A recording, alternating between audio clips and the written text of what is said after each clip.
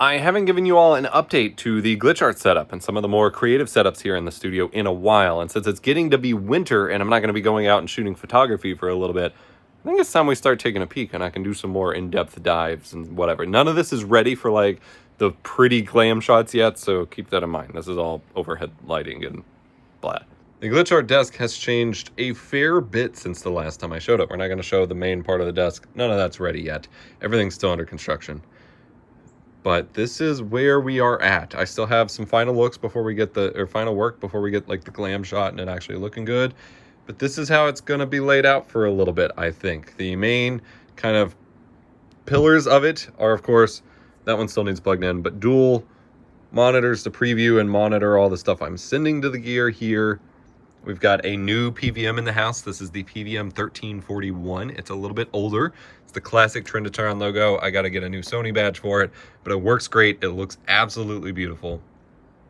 We've got the Panasonic MX50A video mixer that's going to handle most of my mixing. I still have my big Extron matrix down here, but this is going to be for mainly just splitting out to the TVs and not going to be for routing, just because juggling 64 buttons is a nightmare. So I'm going to try to do everything simpler through here. I've got a title maker. I've got a basic dirty mixer. I've got the BPMC Video Nasty. I've got the new BPMC Televangelist. I've got the Hither Dither Chroma Corruptor, a basic Cinema Video Editor Plus or Video Edit Master Plus for some just basic color controls. And we've got two more racks of CRTs. We got a little digital VU meter, the Mainbow, which I'm still learning, and the Flexus Duo over here on the rack. And of course a VCR to print everything to tape. I've got some time-based corrector stuff down there, and the art PC is still kicking in here. Threadripper, RTX Titan, all that good stuff. And then down here I have my Commodore monitor, which you're used to seeing in this setup, with the Panasonic GH5S pointed at it for CRT scanning. I don't like having it under the desk. I don't really like this setup, and I think I'm going to switch cameras that I use for this and sell the GH5S. And so that Commodore might come over here somehow. I don't know how, because it's clearly not going to fit on here with these shelves here.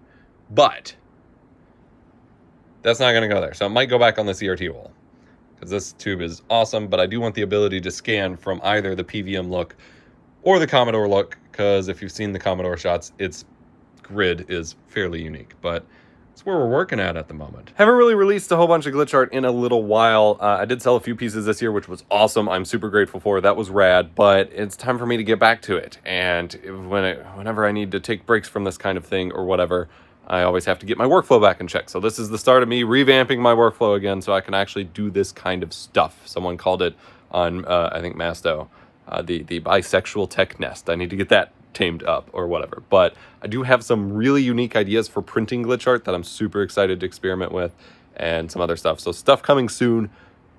Super stoked. Thank you for watching. I'm excited.